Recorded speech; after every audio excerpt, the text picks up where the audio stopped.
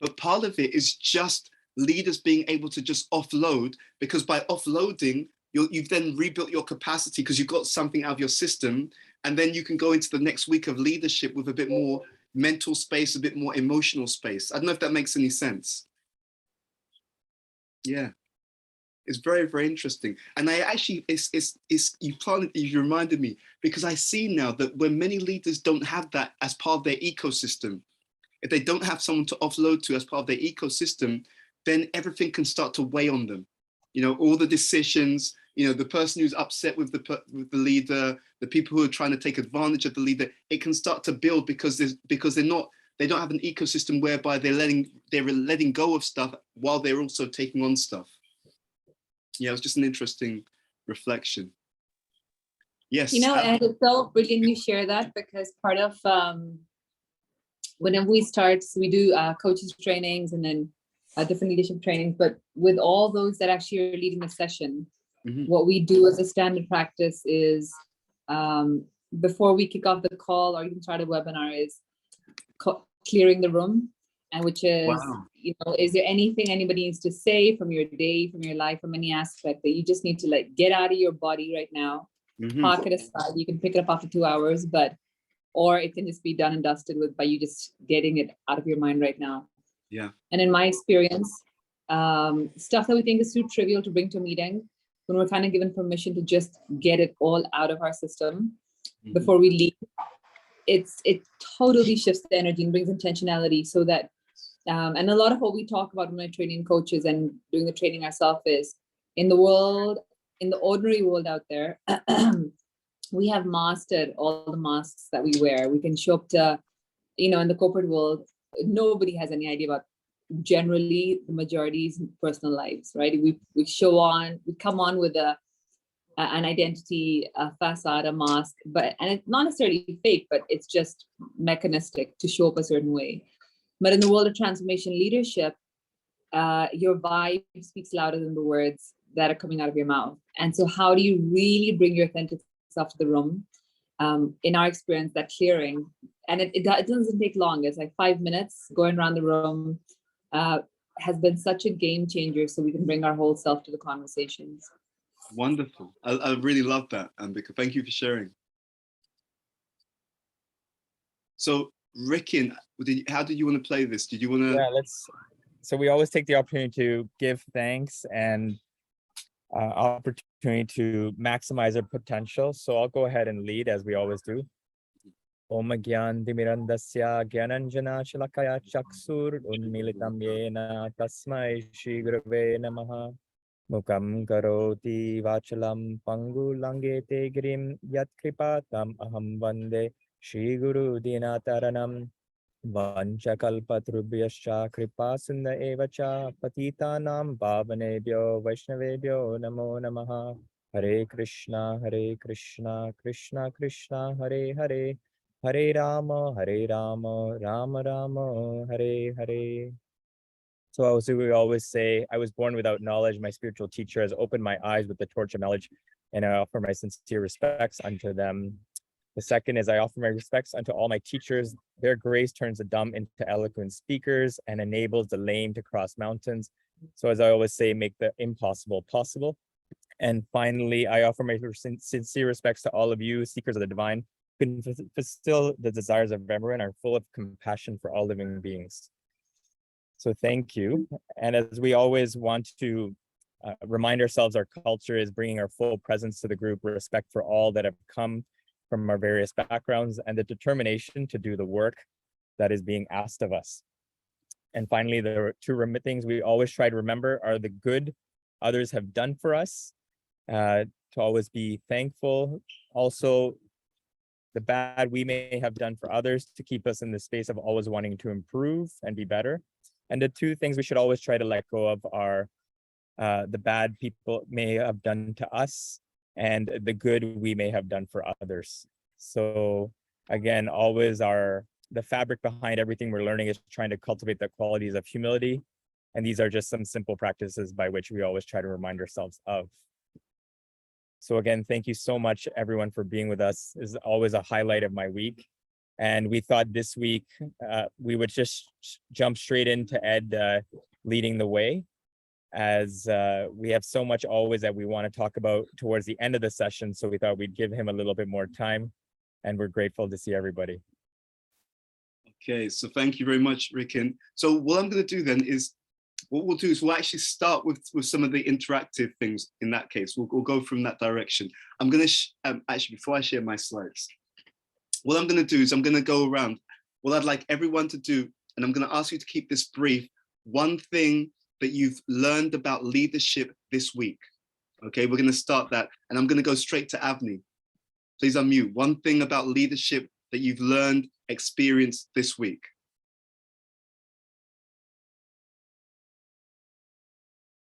In a concise way, yeah. Yeah, that it's very important to concentrate on a few things that you can do very, very well and not spread yourself thin.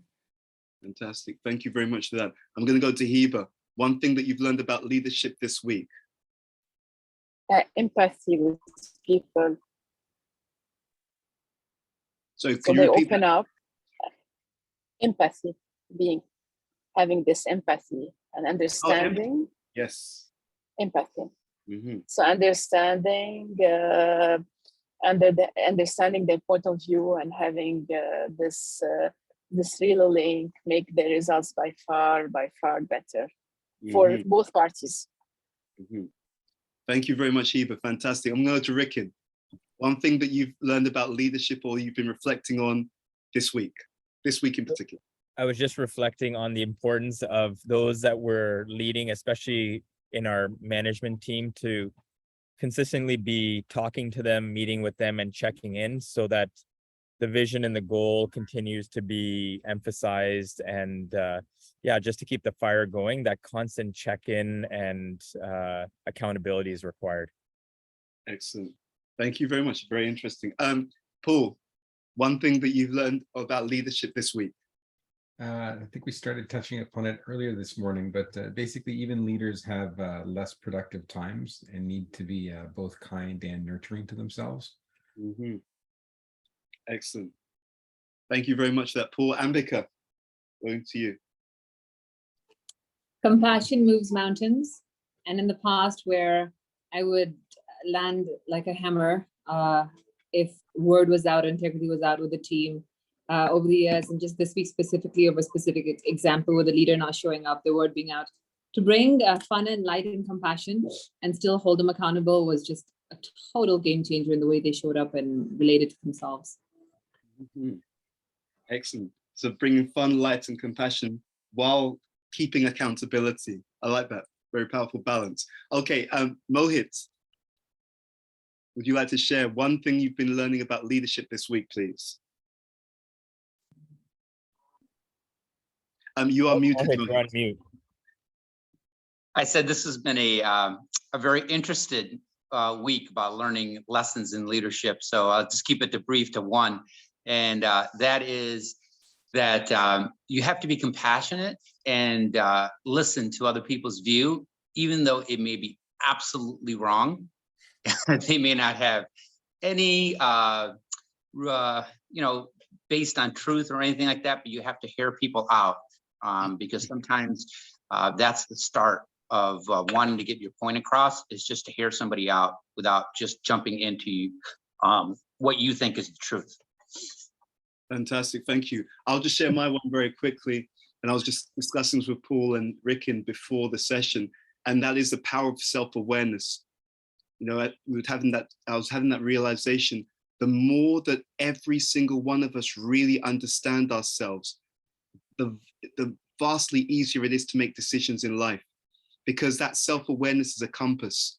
How I'm feeling, what my strengths are, what my weaknesses are, when I'm at my best, when I'm not at my best, all of these things can inform practically everything that we do throughout the entire life. I was discussing with a group how traditionally in previous times, people had a greater level of self-awareness from a younger age. And they were also surrounded by elders who, because of their lifestyle, they were able to see them early, right? So then the elders were able to see that child and give them insight. You're like this, you've got these talents, these skills, and that child was also able to understand themselves. And that self-awareness is a superpower. It changes everything, because every decision you make is based upon some degree of self-awareness. You know, what career I'm going to go into, what kind of people I'm going to spend time with. But if a person lacks self-awareness, it's a fundamental disability. It can cripple them in some way. Yeah, that's what, anyway, that's a whole, we can get into that in a whole other session. What I'm going to do is go into it, and I'm actually going to go back to what, on what I said earlier. We're going to start with some reading. I think it's always good to ground ourselves with some of the reading. And then what we'll do is we'll get into some of the exercises and activities. So Rikin was telling me that where you got up to in the book was a section called The Importance of Alliances. And this is on page 64. The heading's on page 64 of the Leadership for an Age of Higher Consciousness 2 book by B.T. Swami. If you have it to hand, that's fantastic. If you don't, that's absolutely okay. What I'd like to do is read a few sections, because there's a few exercises I want to do with you, some very exciting, practical stuff that we'd like to share with you, okay? So with your permission, I'm going to read. So this is under the heading, The Importance of Alliances. And this is a quote by Bhishmadev. He says, nothing, not even the smallest act, can be accomplished by a single man. That means a single person. He has to have assistance. Before we get into any reading, I'm going to ask you why. And I'm going to ask you just to give me your spontaneous, intuitive understanding, not an analytical understanding. What's your spontaneous understanding of that particular quote? Feel free to just unmute and share. Paul. Everything and everybody is interconnected. Wonderful. Can you expand on that for me? There's the butterfly effect. You can't do anything alone. We are here today as a result of people before us, and we are affecting other people in everything that we do. I really resonate with that. I think that's really powerful. Thank you for that. And one of the things that B.T. Swami writes about is that he fleshes this out in a bit more detail about how we need each other. We'll come to that in a moment. Is there anyone else who'd like to share? Yes, Avni. Yeah, it's like a simple thing. Like, I made a cup of tea for myself this morning. Well, actually, it's not you who made the cup of tea only. It's the people who sowed the seeds. It's the people who have picked the leaves. It's the people who have processed the leaves. It's that simple example that's just said, no, not only you made the cup of tea. I really love that. In the Bhagavad Gita, that's one of the points that often people miss. So in the Bhagavad Gita, which is this ancient conversation, Krishna talks about us not being the doer. And you could look at it and think, but I am the person. I made the tea. But what he's talking about is exactly what you said, Avni, that we're one link in a whole chain of events. And without all the other things happening, we can't do anything. You see, like someone wants to post a letter, I may write the letter, I may put the stamp on the letter, I may get the envelope, but someone else made the envelope.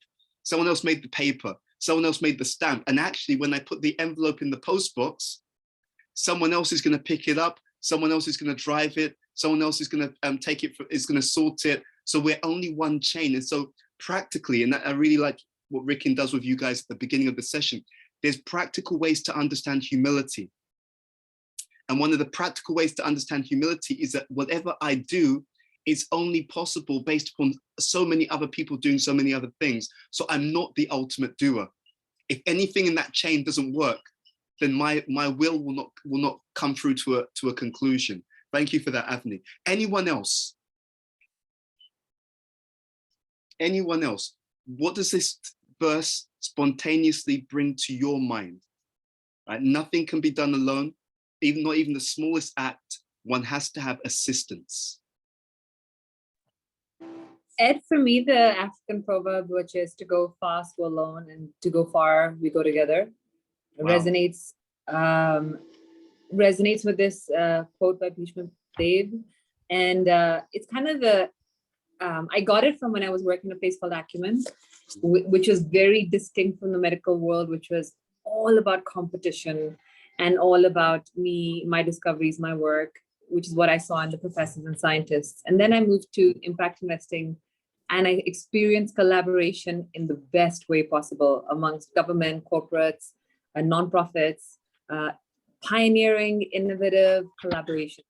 And this, and new models come into existence across the world, across continents, across geographies. So this really speaks to that, which is there's no way we can create a global impact solo. Wonderful point, Ambika. I really love that. And again, this is why we're here. We want to tap into, it's not that one person has the answer. All of you are bringing all kinds of dimensions of experience that will really nourish others on this call. And there's no accidents that we're here together. So let's take this a step on. So that was the actual quote from Bishnudev. Now I'm going to read you what B.T. Swami writes. No matter how competent a king may be, he does not have the power to do everything himself. We see in many societies that when leaders try to do all the work single-handedly, they often end up feeling burdened and resentful. Either they become depressed and want to change their service, or they become condescending towards others. Okay, let me throw this out to you. What resonated, what stood out from what we read? I just wanted to share this point on this feeling of resentment that sometimes the leader feels. Mm-hmm. And I know sometimes in my situation, it can happen because the team members or those that we're trying to lead aren't hitting the mark or up to a certain level of standard. And it's always important. I'm trying to go back and see, like, okay, where have I, potentially been deficient in not helping others or, bringing people up to the standard that I'm, hoping for or expecting. But I can definitely relate to that feeling of sometimes feeling that resentment. Yeah, I can definitely relate to that feeling of sometimes being there. And again, I really love this group because when we speak about things in a vulnerable way, we're actually also processing it. You see, often people see there's different strands in society. You have people who try to look good, and you have people who try to be good. You see, if we try to actually look good, then it means we don't process something, but we wear the mask that Ambika talked about before. But if we try to be good, it requires authenticity, vulnerability, humility. But then because we process stuff, you're much more powerful. There's a term, I came across this term many years ago, and it's so powerful. It's called cognitive load. When, especially leaders, when we go through the things that we go through as leaders, if we don't process it, it starts to weigh us down consciously and often unconsciously. And this is what B.T. Swami is talking about here, that they end up feeling burdened, right? The very interesting word. Burdened is like you've got all this stuff going on, and sometimes leaders aren't even conscious of it. But bad experiences, negative emotions, resentment, all these things that are piling up and burdening us, often on a subconscious, emotional, and mental level. So that's why it's very, very powerful, and I would say necessary for leaders to practice the art of honesty, open expression, and humility. B.T. Swami said something, and it stayed in my mind for decades. He said that the more someone has influence, because we're all leaders, right? The more that someone is a leader, that they have influence, they have power, the more power an individual has, the more humble they have to be, right? And I thought it was very interesting because we often hear that power corrupts and absolute power corrupts absolutely, but that's not the full story. It's actually the ratio between your power or influence and how grounded you are in humility. So what happens for many people, especially leaders, is we have an unfortunate tipping point. And I'm going to ask you if anyone's seen that. You've seen someone, they didn't have so much influence and they were okay. But when they were given more power, then it started to go to their head. Has anyone seen that happen in their life at all? Yeah, I think we've seen it. So it's not the power, right? So I know that one of our teachers, Rikin's teachers, Radhana Swami, I think Ambika, you're familiar with him and a few others. He's incredibly influential. He's incredibly influential. but it's because he's so grounded in his humility that it doesn't go to his head, you know? So B.T. Swami, in one of his books, I think it's the reflections on, so B.T. Swami wrote a series of books also, which are like reflections on different Eastern literatures. And there's one which is a reflections on a literature called the Sri Ishopanishad. And in that book, he says that if you see someone who has more and more power, but they're not becoming more humble, he said you should run. Because at some point, that imbalance is going to lead to some serious issues, you see? And especially for those who are involved in Eastern traditions, you sometimes even see that with gurus like that, there's a certain level to which they have influence and power and it's not a problem.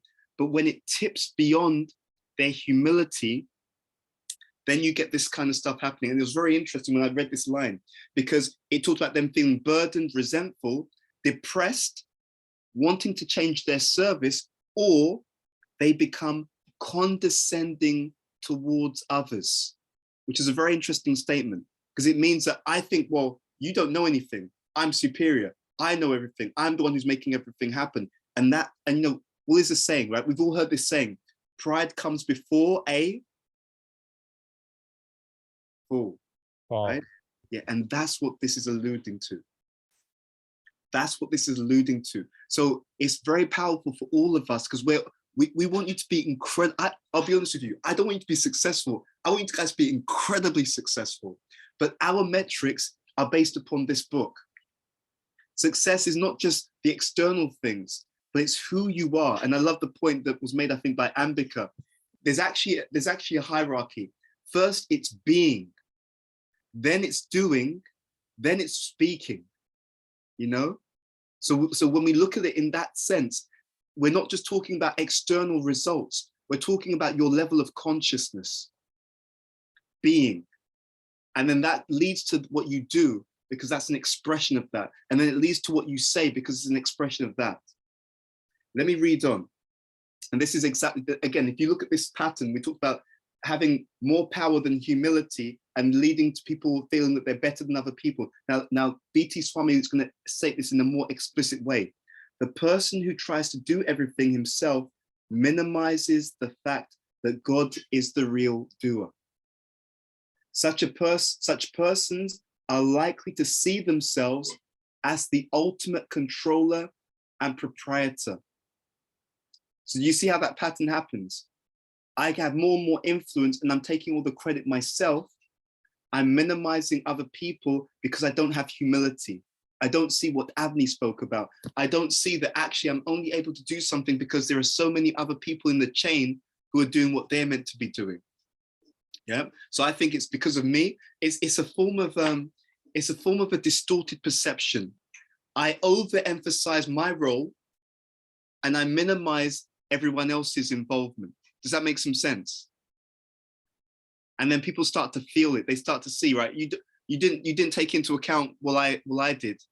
You considered that to be less important, but you gave much more emphasis to everything that you did.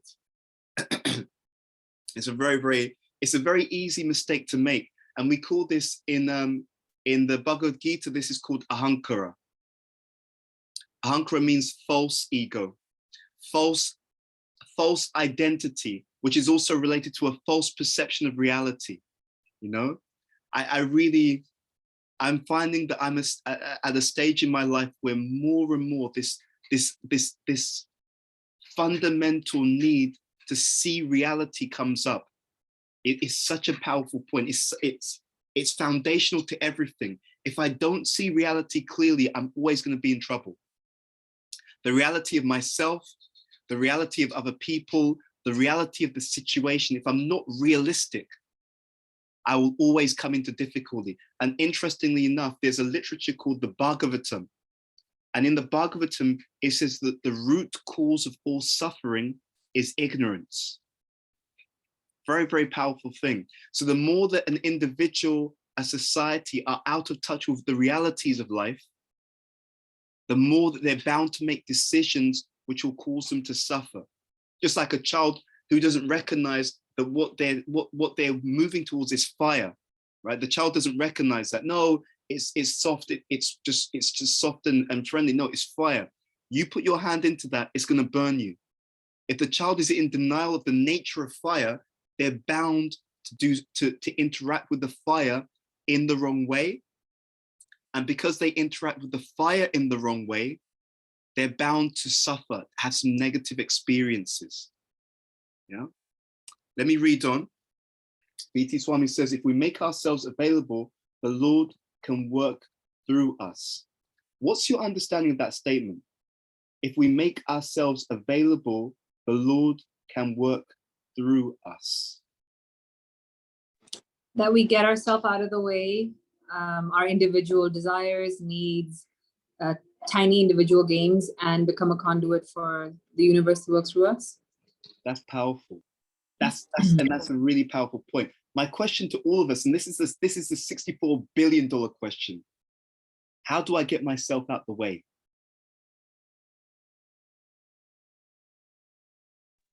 Ed, can you please repeat the question? It's cutting. I don't have a good connection. No problem at all, Hiba.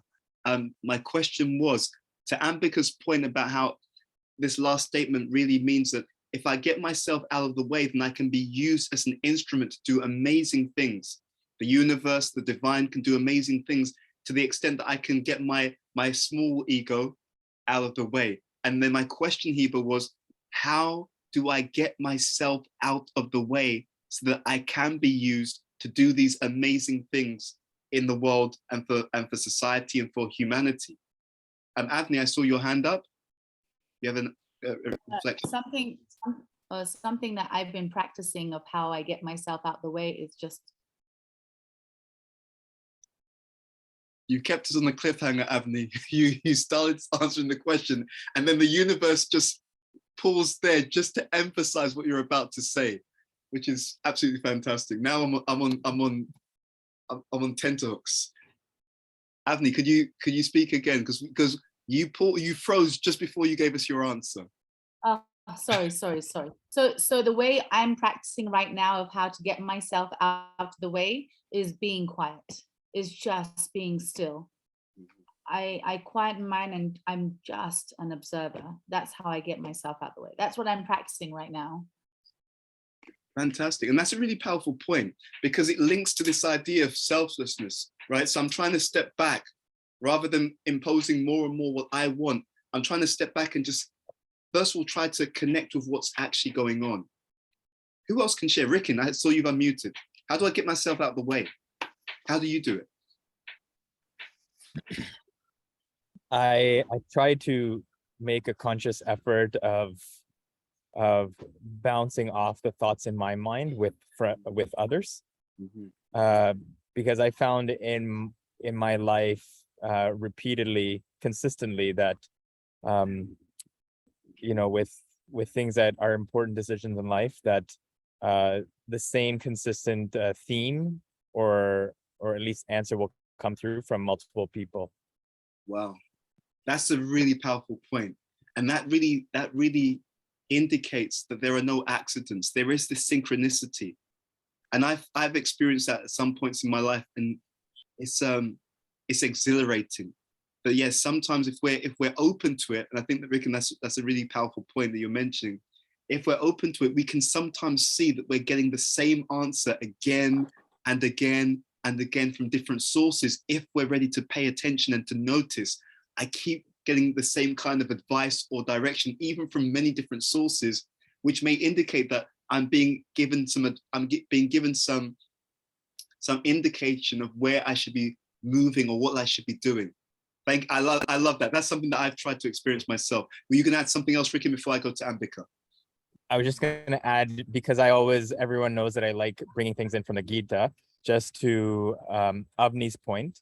If you go to 10.38 in the Gita, Krishna says, of secret things, I am silence. Wow. And I just wanted to bring that to light because it's such a powerful point that I was even really meditating on when you shared it. And yeah, thank you for reminding me. Wow. Thank you so much. Ambika, you wanted to share? Yeah, I think the last 2 years, what getting myself out of the way has looked like is getting very, very present to the internal resistance. The moment I experience internal resistance now, I think it is my cue to stop and stop pushing against whatever the flow is at the moment. And the way I got to that is just, we came here in Zambia to meet family and then never could go back to London with the borders being shut and flights being suspended. And we did everything. You know how the Gita says, do your best and leave the rest. Except I didn't leave the rest. There was so much emotional turmoil. And when I finally got that, hey, choose where you are right now because the universe is something bigger in play, it was miraculous to just witness everything unfold in a different way once the internal resistance was gone. And I think it's become my biggest teacher, that moment, such that anything that's happened after that, for example, Ronnie's away 2 months right now. We've had such waves of learning and growth while he's been away for 2 months. With everything, whether it's kids getting unwell, losing a family member in India, mini car accident, I'm literally grounded in the universe is working in my favor. And there's something for me to just pause and surrender to. So just acceptance and surrender have become my absolute spiritual crutches in getting Ambika out of the way. My preferences, my wants, my needs, how I think it should go, or my control. Yeah. Yes. That's a really powerful point. There was a joke I heard, if you want to make God laugh, show him your plans. Something along those lines. And I think we've all experienced that. And it's interesting because there's a Sanskrit word for this called Sharanagati, which means literally surrender. And it's that understanding that there are higher dimensions at work if we can tune into those. And as you said, I really love that point, Ambika, that they're working for us. Having that trust or that faith that those higher forces, those higher dynamics are working in our favor if we're able to accept and to move in that direction as well. Excellent. What we're going to do is an exercise. I'm going to show you my screen. So let me share my screen now. Okay, so let me make this full screen.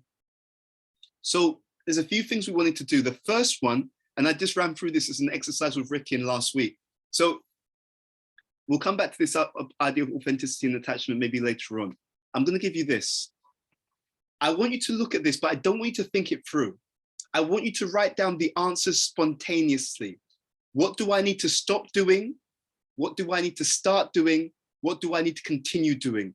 Not analytical, spontaneous. What's your answer? Write them down.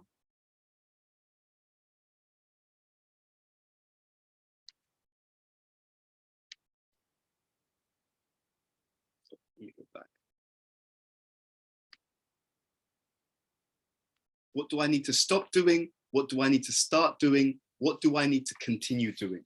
Spontaneously.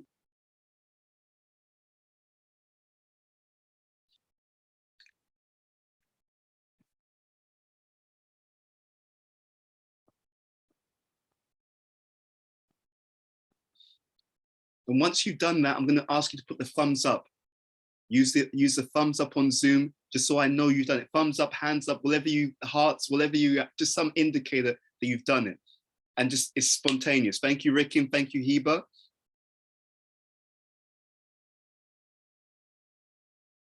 Okay, Ambika's done, fantastic.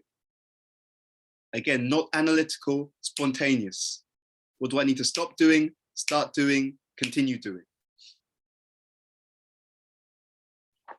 Okay, excellent. I can see you, Mohit, Rasa. Welcome, good to see you. Okay, Avni's done. Okay, Paul. Okay, excellent. Now, the first thing I'm going to do before we even get into what you said, I'm going to throw the question out to you. Why did I not ask you to think it through? Why did I ask you to do it spontaneously? What do you think? Hiba. Because we will be very honest, and I was very honest. Yeah, this is something I'm being honest to ourselves. Yeah. Yes, exactly. This is something I'm also learning more about. So what happens is we know in Western society, and I'd say modern society in general, where we tend to be more in one hemisphere than the other. So we're very much in the analytical. And there's a place for that, don't get me wrong, but we're often out of balance.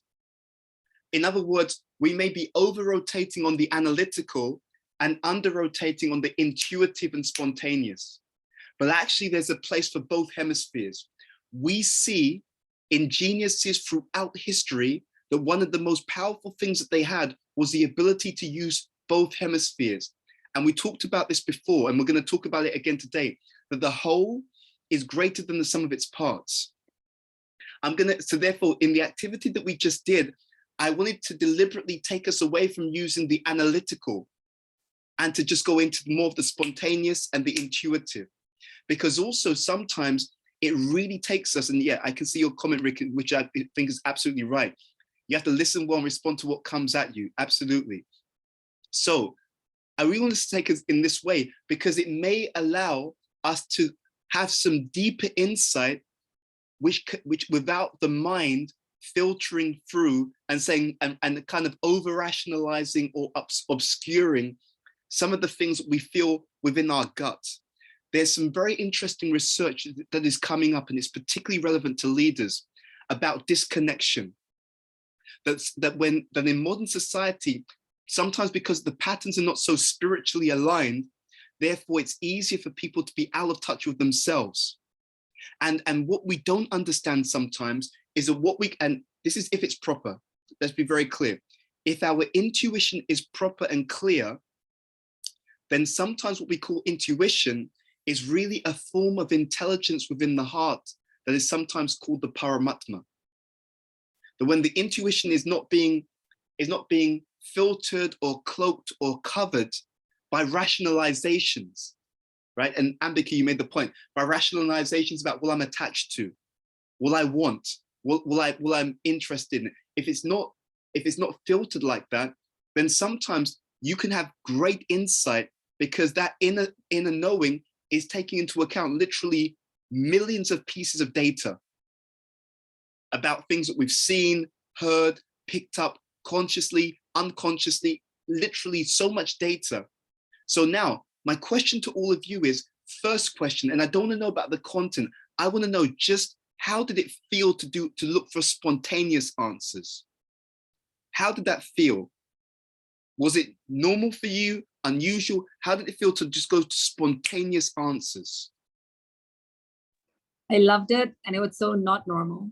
To just be able to think spontaneously, I had to quickly move to the next answer before I got into the analysis mode. But it's something I haven't done that, I haven't done self-observation in this way, so I loved it. Fantastic. And the second question, actually, I'll go to Ricken first because I saw you've unmuted. Ricken. No, I was just saying that it's something that comes naturally to me, but I've now also learned that the things that are coming to me, then there's some spontaneity initially, but then I go into some reflection on that spontaneity. Yeah. So just to, make sure like, okay, is this just like some one-off idea, or should I really, make some time before I'm sharing this, or whatever it might be. Fantastic. And actually also there is a place for the analysis later on down the stream. So thank you for that. I want to go to, is it Mohit? You're going to share, or Rasa, whoever? Yeah, Rasa. I was just going to share that I find it hard because even though I have no problem getting to that intuitive space, what I do have a problem with is putting it into words, on articulating it in my mind. And I find that that's when I go into this analytical autopilot. So I just wanted to express it's hard in a way because sometimes I feel like, is it really my intuition, or did I just go into analytical right away because I couldn't put it to words? Beautiful. And I'll echo those sentiments. For me, it's hard. It's the conditioning that I've developed. So actually, I think it's Ambika who said that. It's actually wasn't a very pleasant experience for me actually at all, what we just went through, because I'm like, oh my gosh, I gotta stop. And like I wanted to really analyze. So it's that conditioning I've developed. Yeah. And this is really interesting. I love that. We're going to challenge each other as we go through these different sessions. We want to stretch. We want to start to play with muscles that maybe we don't use as often. And I think that's really important. I also want to come back to Russell, your point. What, apart from writing into words, is there another way that you could express what you feel spontaneously that would work better for you? You know, it really starts as a internal heart feeling, like translate, I guess it's the translation of, you know, into language. I don't know how to express that, but that's how it feels. It's translating something that I feel into language that starts to make me, you know, think along the lines of, you know, is this truly what I'm feeling, or is this truly what's coming to me? Or, you know, how do I express that, or how do I apply that? You know, all these thoughts start to come to my mind. Yeah, I completely relate to that. I'm gonna ask you to explore that. I'm gonna encourage you to explore that. See whether even images, pictures, whatever works, and we'll touch base at some future point and just see if you've come up with anything that works for you.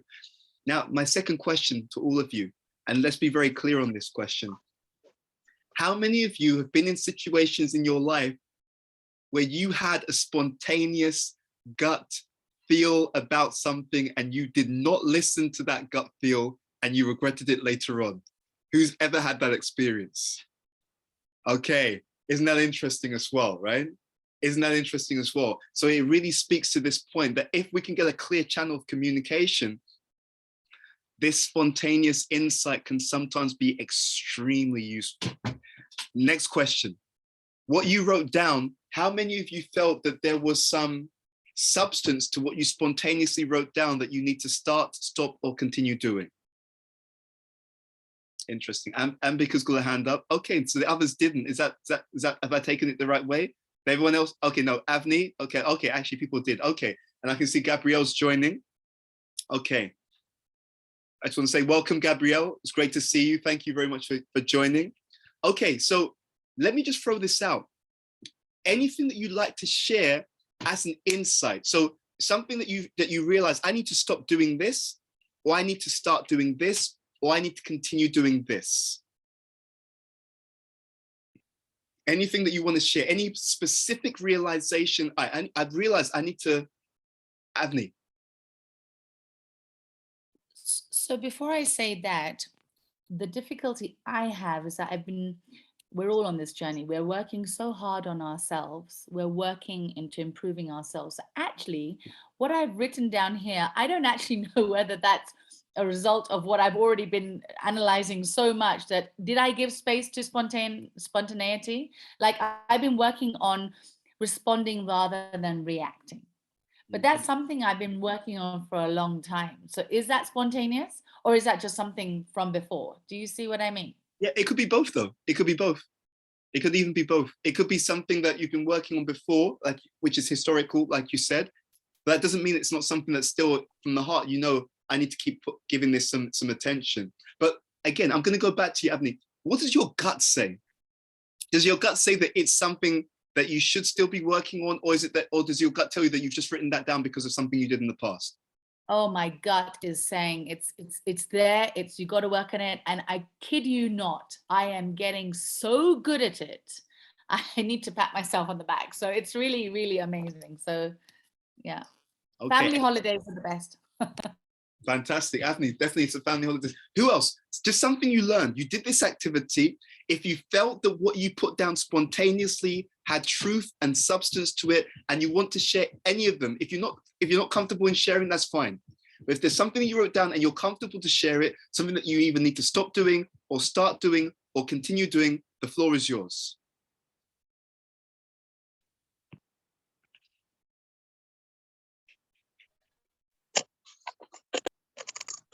I can Yeah, I share can that. share.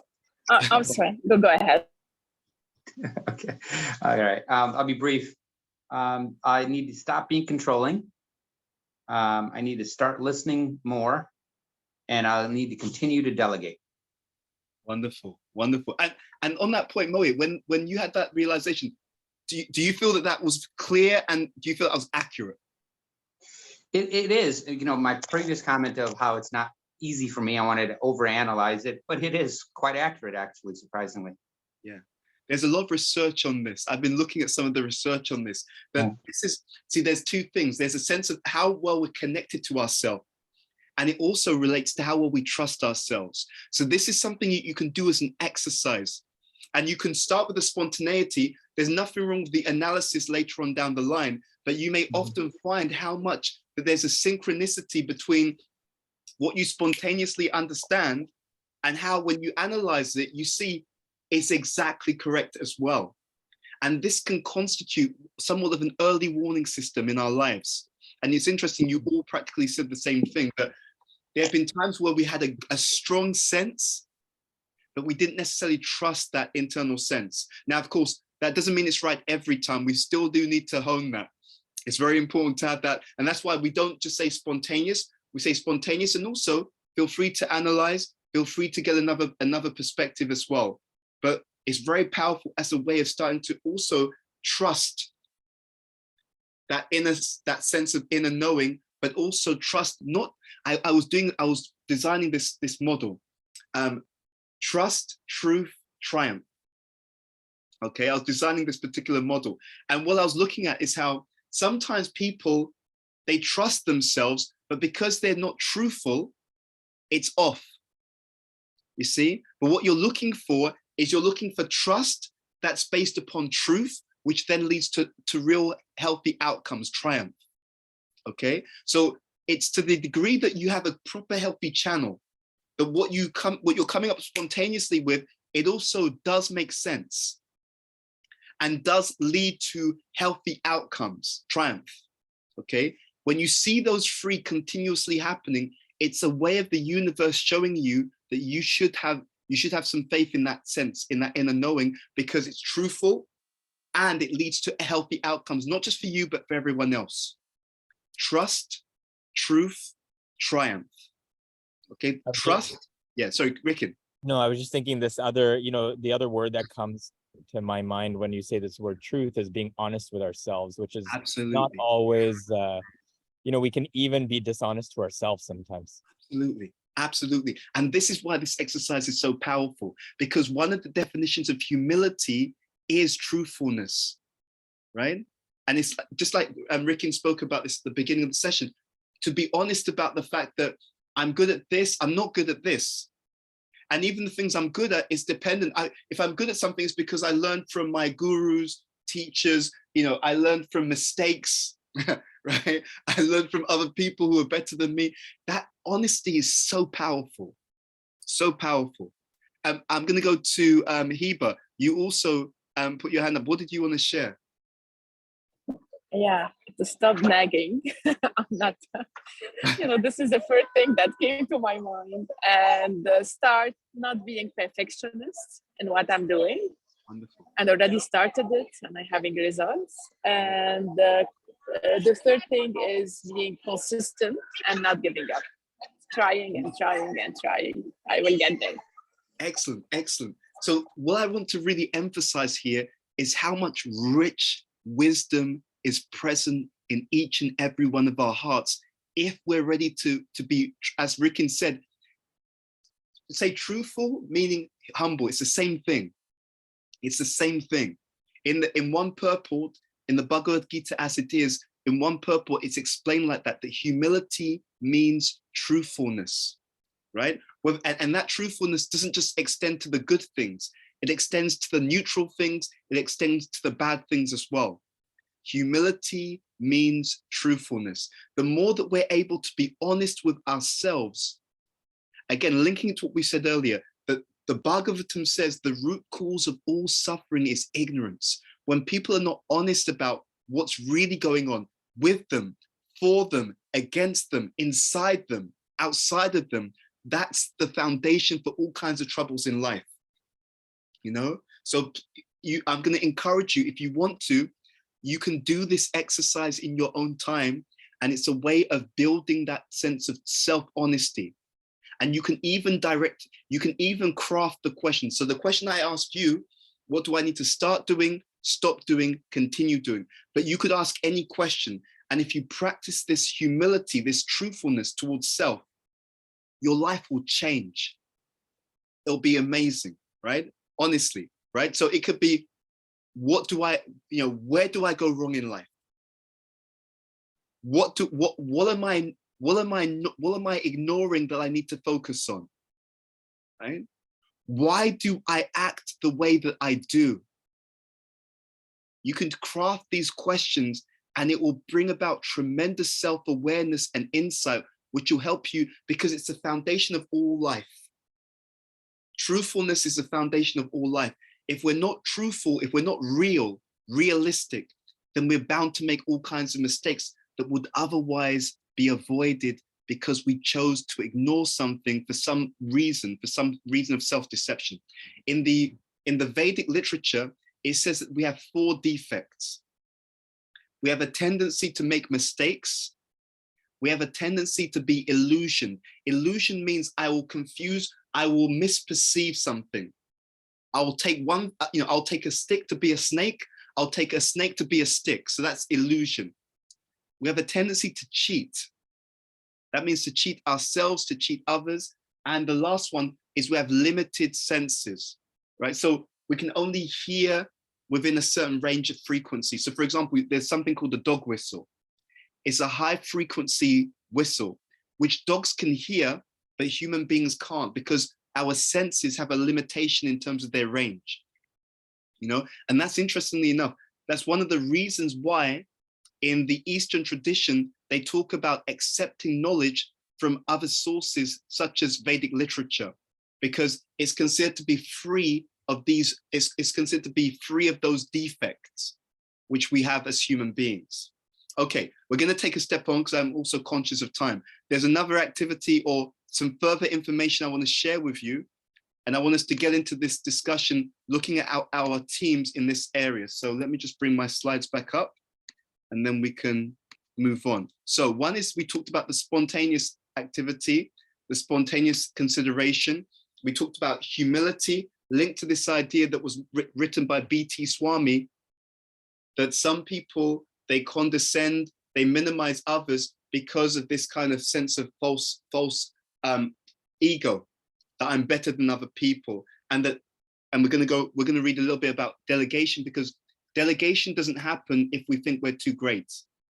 Delegation doesn't happen if we don't see the potential and the performance of other people. If I minimize other people and I exaggerate who I am, I'll never be able to delegate, because I'll always think that I'm the best, I'm the only one who can do this properly, and no one else has the potential to do it now or in the future. Okay, but we'll come to that. The next thing I want to talk about is the following.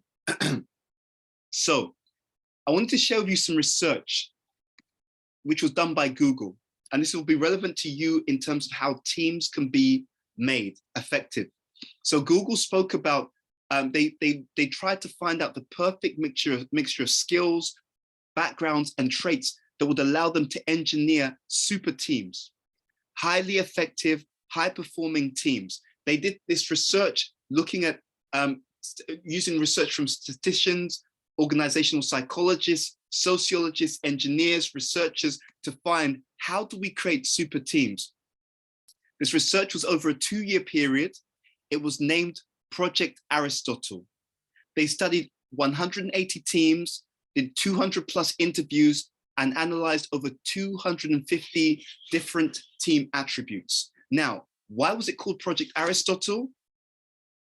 It's because they used this statement by Aristotle that the whole can be greater than the sum of its parts. Okay, that's why they named it Project Aristotle. Now, what we're going to look at was their findings, and then we're going to apply their findings to your teams. So, what did they find? They found that there were 5 key traits which allowed some teams to excel while others didn't. Again, it was a macro study. We gave you the stats, over 200 teams. They did various points of analysis.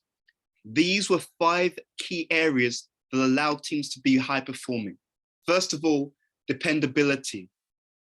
The team members, they get things done on time, they meet expectations. Now, one thing to bear in mind, it's across the team, okay? So we're going to get you to do an analysis of your team or teams in a moment. And when we get to the analysis, I'm going to ask you to give a rating out of 10 in each of these areas, but not yet. I'm going to go through them first, then we'll do the analysis. Second, they found that the high-performing teams had structure and clarity. They had clear goals, well-defined roles within the group.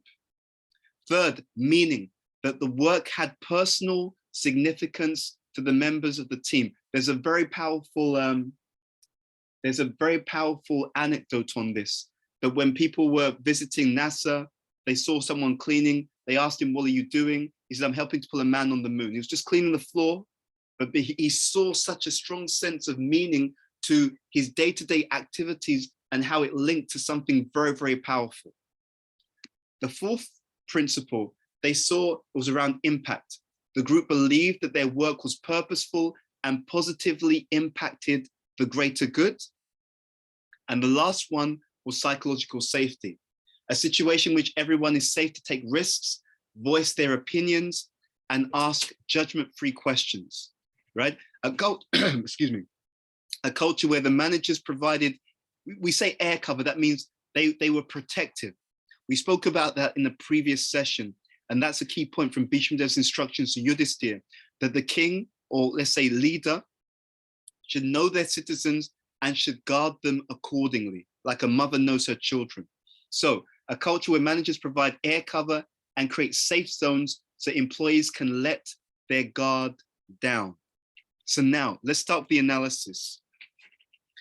Grab a pen and paper, thinking about the team culture that you have in your current teams.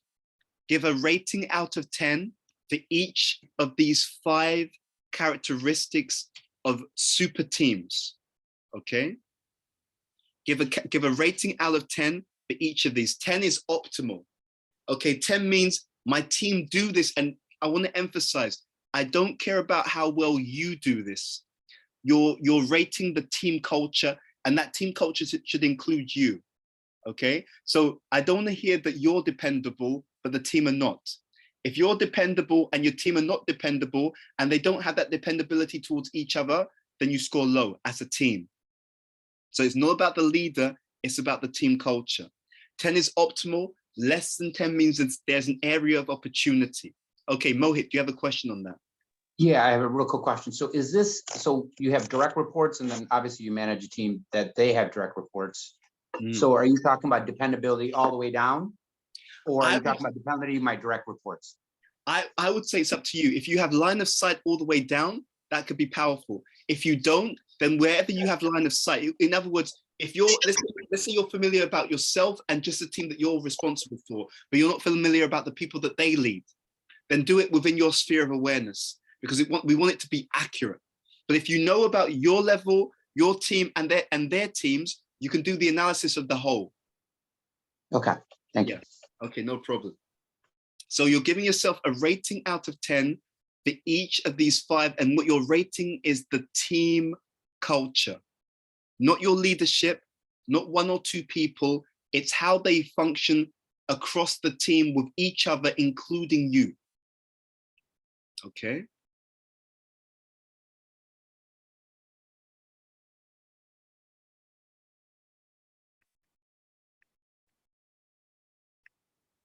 Okay, once you had that analysis, you're gonna let me know. Okay, okay. Once you've done that analysis, just let me know that you've done that, because we want to get into some proper analysis on this. So I'm just gonna check. Okay, okay, I can see thumbs up. Okay, good. So I just want to check, Heba, did you hear these points that we just have on the screen? Did you hear that discussion?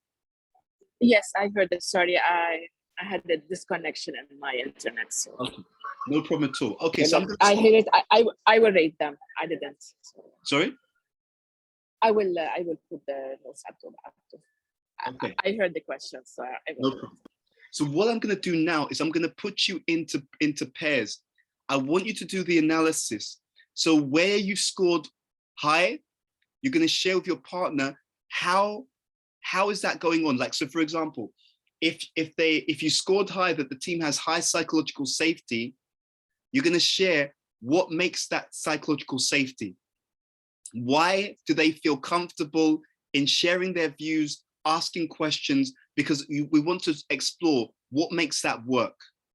And where you scored low as a team culture, I'm going to ask you to share with your partner, what are you going to do about it? Okay, so let's say I scored low in terms of dependability, that everyone's able to meet the expectations, etc. Then what am I going to do about it, right? Maybe we're going to have a team meeting and we're going to have written expectations. We're going to, or we're going to do some shadowing, where every member of the group gets to shadow other team members so that they can actually understand what people are doing, what their stresses are, what their deadlines are. So now, okay, now I understand why you do things the way that you do. All right, now I understand how much you have on, which is why it's taking you so long to get this down to me, right? Okay, so whatever it is, where you scored high, how is that going? Why is that going so well? What are you doing? What are your team doing that's allowing you to have a high score? And where you've scored low, what are you going to do about it? And I want practical things, okay, not theoretical. Where you scored low, when you're going to share the practical things you're going to do, it could be one idea, it could be two ideas, whatever. It should be practical, something that you're going to do, something that you're going to introduce that will help that team to score higher in that particular area. So I'm going to put you into breakout pairs so you can have the discussion. Okay, Ricken, I think you've already created the breakout pairs. Am I correct? I have. Excellent, thank you. So we'll send you into the breakout pairs. We'll give you about 8 minutes, and Ricken, you can send them off when you're ready. So everyone should be coming back into the main room now. Okay, so we'd love to hear from you. How was your analysis? And I want to focus in on, we can focus in on either thing, either an area where you scored high and how you do that practically, or an area that you saw, I need to give a bit more attention, and what specifically, and I do emphasize practically, you're going to do to make your team culture stronger. I'm going to throw it out to you. I'd love to hear, we're all here to learn from each other. Who'd like to begin?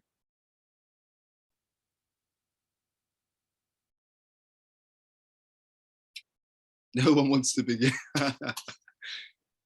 I can jump in. I will, So I had a great conversation okay. with Mohit and, oh, sorry, Hiba. Ambika will start. That's fine. Please go ahead. No, go ahead. We'll go to the others. Yes, Ambika. So I had a great conversation with Mohit and Russ, and I saw, interestingly, with our senior leadership, I would say the head coaches, and just those who are taking on being division heads, I kind of felt, Ed, that I could honestly put my hand on my heart and rank them 10 out of 10.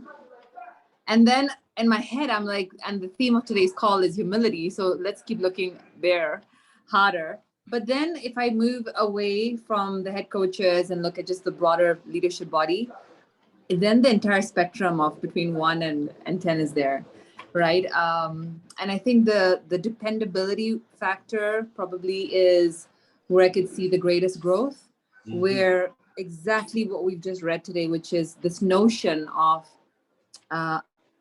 individualization, where there is a disconnectedness to understanding my actions or inactions do impact another within a leadership team, right? And when the context is out, then the inaction, not showing up, not being your word, etc. as a leader most certainly impacts others. And I think for us to keep, like to your point, what are the pragmatic steps? And the pragmatic steps is really for people to get that at just nowhere in our life do we have individual existences. We may seem physically separate bodies with individual lives, but there's a chain reaction, there's a flow to everything. And the more we can see our existence in that context, responsibility, the intention is responsibility goes up, because us not showing up in rooms or not showing up in ways that people are counting on us to do so has an impact beyond the times what we actually ever comprehend. So dependability is where I'd say we definitely have room to build the muscle through training.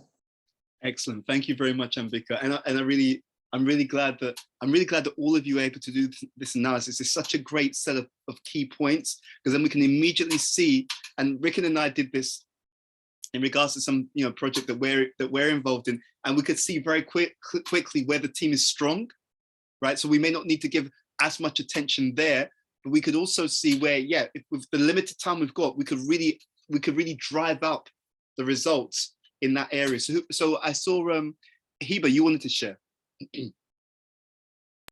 Yes, I was, the same team with Gabriella, and we had the same, we shared that all of them were very important for us, but one was very specifically very important, was number 5, psychological safety, because really we believe that if you can express and you can be transparent and not being judged by others, Yes. you can really move from A to B to C to D. Otherwise, you don't have to be shy of anything, because someone else will help you. And being this, humility and being very transparent and not giving like a fake face will give you really a boost to be able to work more and more and to be supported and to be motivated. And it comes it's in a combination. Yeah, and if absolutely. you have any weakness or anything bothering, it could be solved very easily. And it came up to my mind because last week we had a meeting, and this issue, we have something to solve in the community, and it was only solved when this point was solved. When everyone speak everything to anyone without being judged, there was little judgment, but still, we were able to cross the bridge and take a decision and go to somewhere else. So fantastic, thank you. Yes. These are really important.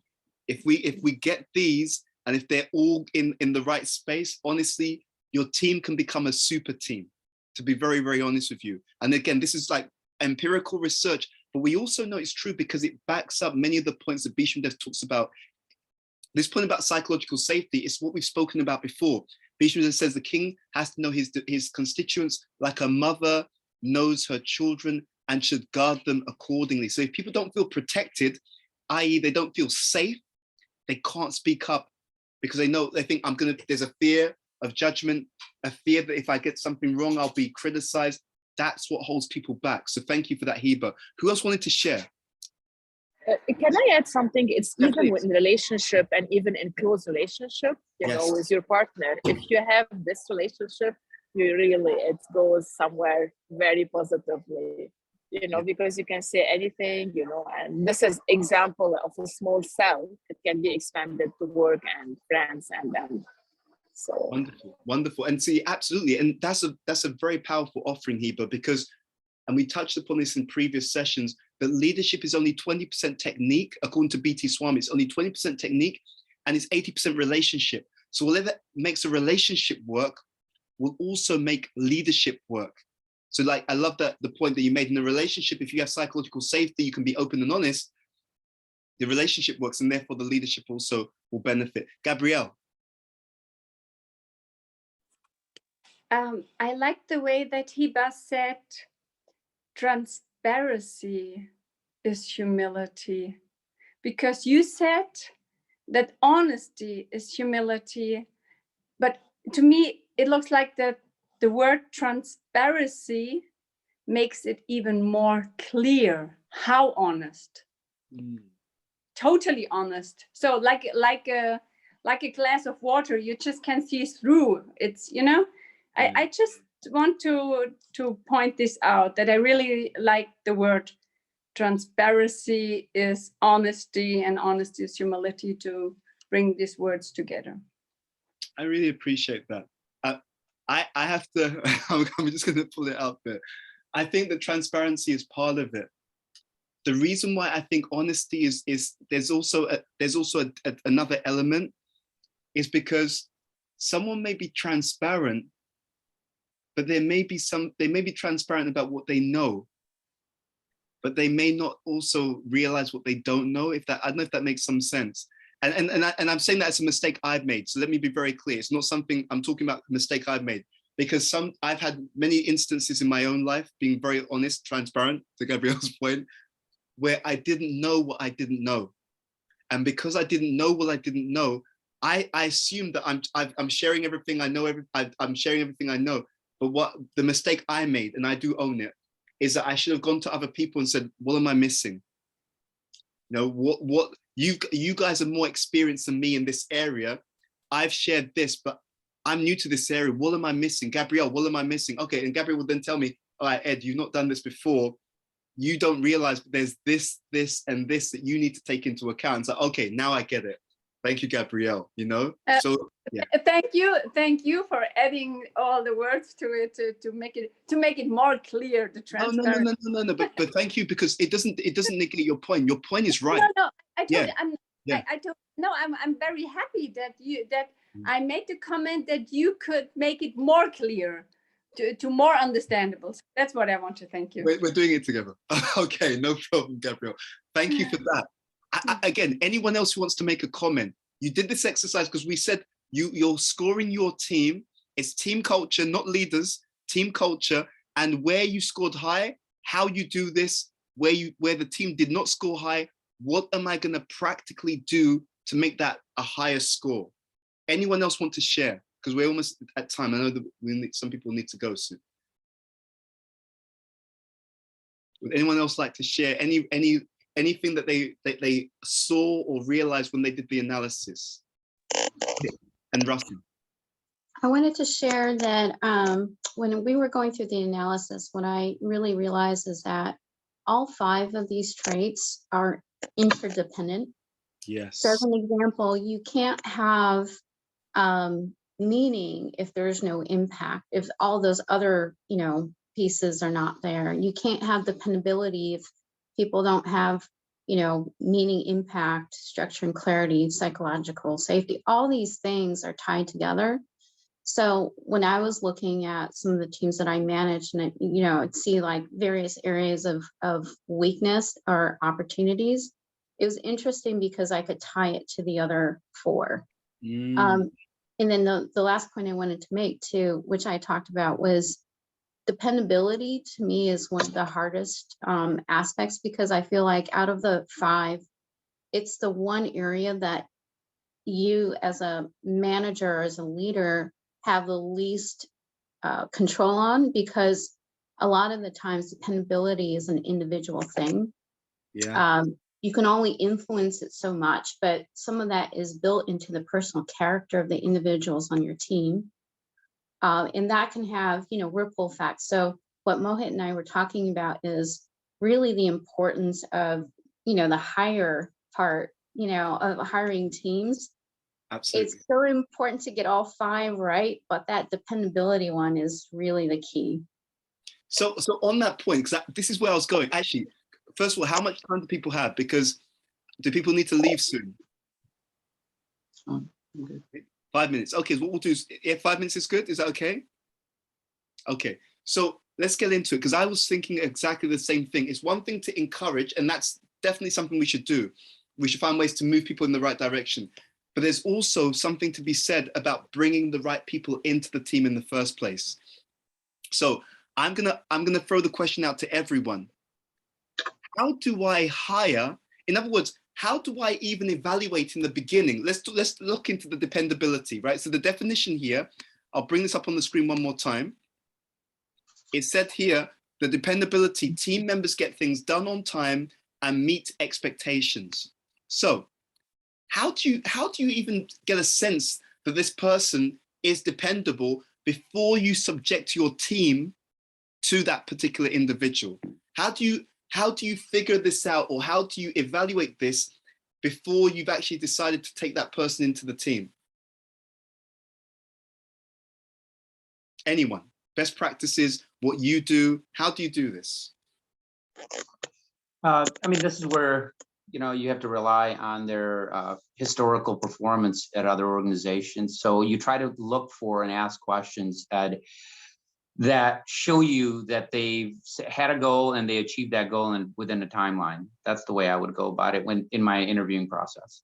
Okay, so looking for previous historical instances where they've been dependable. Thank you for that. What else can I do? Anything else that any of you do? Because Russell, you've hit upon a fundamental problem.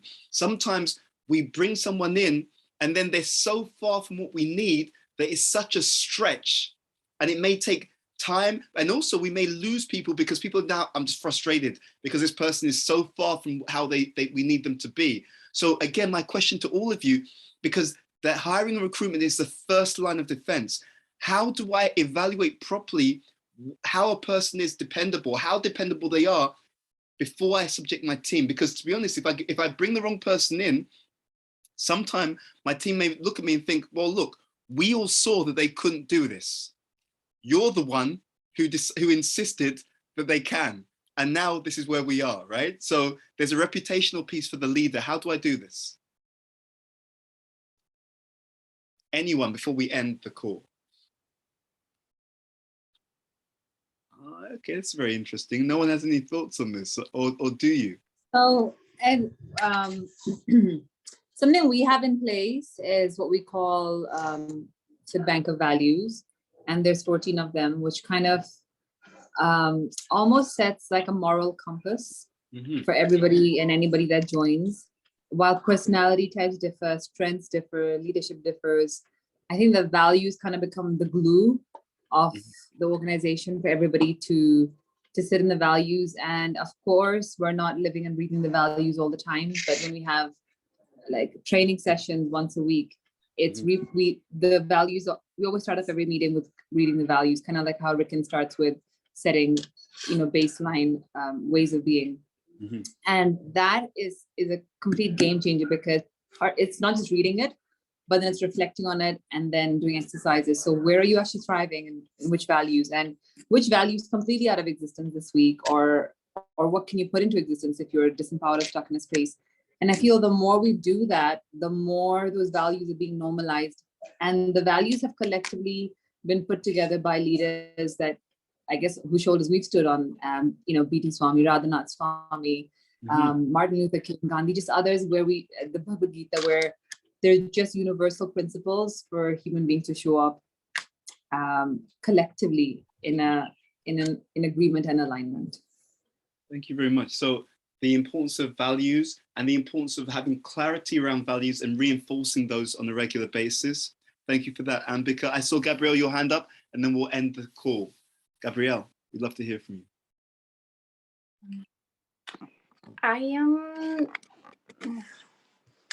Maybe I say something totally wrong, but I feel psychological safe, so I do it.